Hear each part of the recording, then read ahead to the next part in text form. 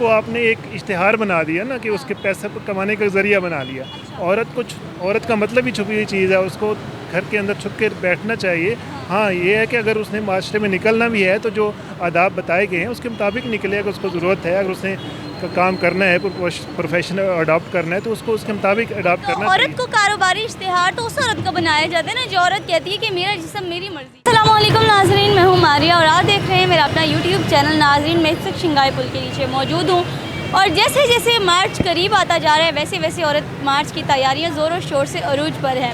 ہم ہمیشہ دیکھتے ہیں کہ عورت مارچ میں صرف عورتیں نکلتی ہیں اپنے حقوق کے لیے, لیکن آج میں نے جماعت الاسلامی کو دیکھا جو کہ عورت مارچ کے لیے, عورتوں کے حقوق کے لیے باہر نکلے ہیں اور انہوں نے اتنے بڑے بڑے بینرز بنا کر, فلیکسیں بنا کر رکشے کے پیچھے لگانا, دیواروں پہ چپکانا, یہ چیزیں سٹارٹ کر دی ہیں. چلیے ہم ان سے چل کے بات کرتے ہیں کہ ایکچوئل میں انہوں نے ان پوسٹرز پہ لکھا کیا ہے اور ان کا یہ جو ہے پوسٹرز لگانے کا مقصد کیا ہے. عورت مارچ کی تیاریاں کر رہے ہیں. جی, عورت مارچ کی تیاری نہیں کر رہے. جو عورت کو ہمارا دین حقوق دیتا ہے ہم اس کی بات کر رہے ہیں کہ ہمارا دین اسلام عورتوں کو جو حقوق دیتا ہے وہ آج کل نہیں دیے جا رہے.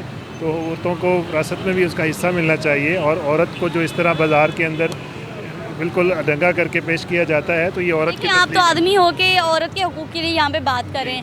جو عورت مارچ کے لیے نکلتی ہیں کہ یہ لوگ اس طرح بیٹھ گئی, یہ ہمارے حقوق دو, کیا یہ ٹھیک ہے؟ نہیں, بالکل بھی وہ غلط کر رہی ہیں, کیونکہ ہم حقوق کا سب سے بڑا علمبردار ہمارا دین اسلام ہے جو عورتوں کو حقوق دیتا ہے. تو ہم اس کی بات کرتے ہیں. عورتوں کو گھر بٹھا کے دین اسلام ہر چیز اس کے خدمت میں پیش کرتا ہے, تو عورت کو باہر نکلنا نہیں چاہیے اس حوالے سے.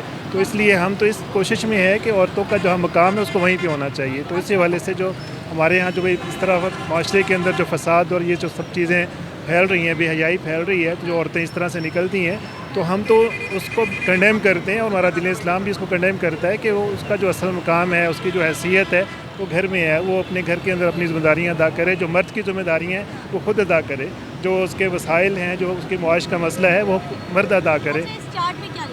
جی, عورت کو کاروباری اشتہار بنانا نہ بنائیں, یعنی کہ جو اس وقت ہمارے اوپر جو عورتوں کو اشتہار بنا کر جی بالکل یہ غلط ہے نا کہ عورت کو آپ نے ایک اشتہار بنا دیا نا کہ اس کے پیسے کمانے کا ذریعہ بنا لیا. عورت کا مطلب ہی چھپی ہوئی چیز ہے, اس کو گھر کے اندر چھپ کے بیٹھنا چاہیے. ہاں یہ ہے کہ اگر اس نے معاشرے میں نکلنا بھی ہے تو جو آداب بتائے گئے ہیں اس کے مطابق نکلے. اگر اس کو ضرورت ہے, اگر اس نے کام کرنا ہے, پروفیشن اڈاپٹ کرنا ہے تو اس کو اس کے مطابق اڈاپٹ کرنا چاہیے. عورت کو کاروباری اشتہار تو اس عورت کا بنایا جاتا ہے نا جو عورت کہتی ہے کہ میرا جسم میری مرضی.